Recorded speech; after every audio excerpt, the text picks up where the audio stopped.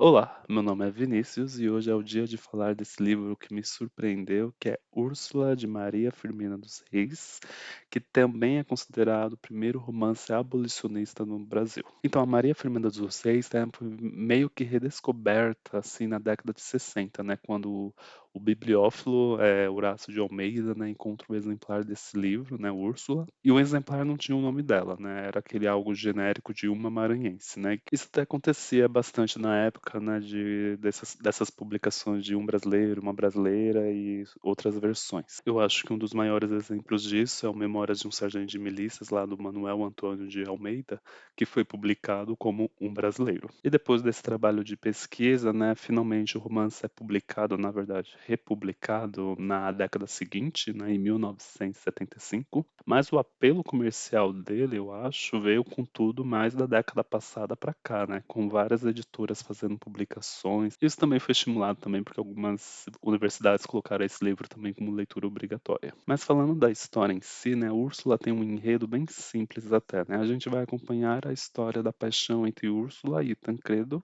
que são jovens puros e altruístas, né? Esse livro faz parte do movimento romântico, da mesma escola assim do José de Alencar. Só que a gente vai descobrir aqui que Tancredo tem uma história trágica, né? Ele é mandado para estudar longe quando era criança e quando volta à casa paterna, ele acaba se apaixonando por uma jovem órfã, né, que a mãe cuida, e o pai tem uma reação completamente assim contra esse casamento, né? Se opõe com tudo, mas depois de um tempo ele diz que vai ceder, né, e autorizar o casamento, mas com uma condição, né, que o Tancredo, né, o filho, fosse trabalhar longe por pelo menos um ano. A mãe de Tancredo é sempre descrita como uma esposa submissa, e o pai de Tancredo como um autoritário que humilhava e maltratava a própria esposa. Aí, vamos dizer, nesse período de um ano fora, a mãe de Tancredo morre e quando ele retorna à casa, ele descobre que a órfã que prometida para ele, né, a jovem prometida para ele, se casou com o pai. Já a Úrsula não fica tão atrás assim em tragédias, né? Mas no caso dela, vamos acompanhando no presente os acontecimentos,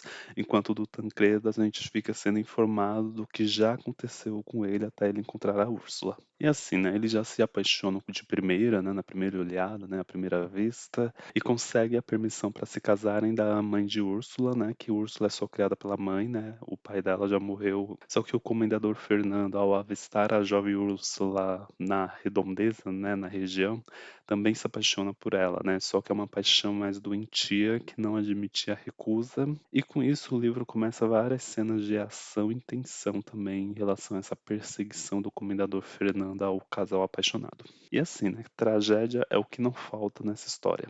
Acho que todos os personagens têm um fim trágico, até aqueles que são apenas mencionados, como o pai da Úrsula, né? Ele, no caso, foi morto pelo cunhado, irmão da mãe da Úrsula. Mas a grande novidade da história, né? O grande diferencial desse romance é a abordagem que ele faz da sociedade escravista e patriarcal da época. Nesse livro aqui, os escravizados têm voz, têm personalidade, contam os seus sofrimentos, os seus passados, denunciam também as mazelas da escravidão. Eles são, na essência, mais complexos do que, no geral, são apresentados em outros livros da época. Tanto Túlio como a mãe Susana, que são os escravos lá da mãe da Úrsula e da Úrsula, né, são desse jeito. E a autora também, né, mostra de uma maneira crítica, né, como a sociedade patriarcal da época prejudicava as mulheres, inclusive as mulheres brancas da elite, né, porque os dois fortes antagonistas da história, né, os dois maiores antagonistas são o pai de Tancredo e o comendador Fernando, né, usam de suas posições de poder, né, seus privilégios para o primeiro para prejudicar e atormentar a própria esposa,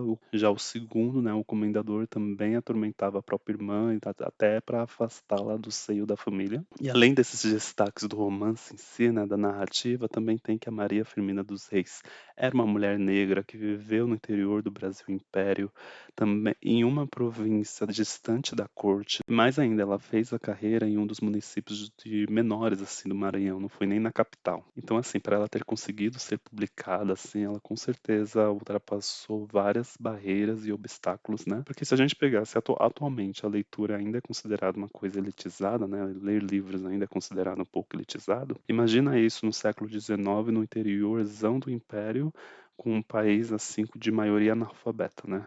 o grupinho, assim, literário era ainda mais elitista, mais exclusivo e mais fechado. Agora eu vou ter que dar spoilers do final, né? Então quem não curte, quem não gosta, pode ir ficando por aqui, depois pode retornar ao vídeo. É como no final, né? Como eu falei, né? Todos os personagens acabam com um final trágico. É até difícil mensurar qual foi o final mais trágico, né? Eu acho que o da mãe Susana, assim, é um destaque porque ela morre como consequência das torturas que o comendador mandou fazer nela, né?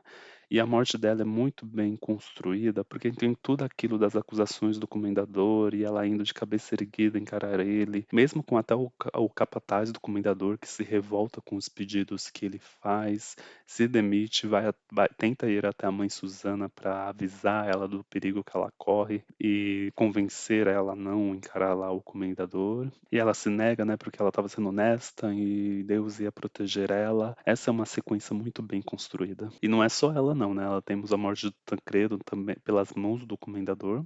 A Úrsula acaba enlouquecendo e morre, e o comendador abandona tudo, larga tudo e vai virar padre e morre também. E aqui, né, no caso do comendador, né, ele acaba envelhecendo rapidamente, né, porque ele acaba sofrendo assim de sonhos, assim, as angústias assim das memórias de tudo que ele fez. Então ele acaba envelhecendo bem mais rápido. Pode ser também que ele embarca um pouco na loucura assim na reta final antes de morrer. Mas enfim, eu não fui com grandes expectativas e nem com tantas informações sobre a história, né? E gostei. A construção do romance, que na primeira parte do livro é do presente para o passado e depois a tensão criada com a entrada da figura do comendador na história, que segura o livro da segunda parte para o final, foi muito bom, né? E além disso, a construção dos personagens também é bem feita. Todos os plots são bem amarrados, todos os personagens têm a sua personalidade, todos têm um passado e por aí vai, né? Tudo isso em romance assim que é relativamente curto, né? Porque na minha edição aqui do Kindle, né, tem 254 páginas.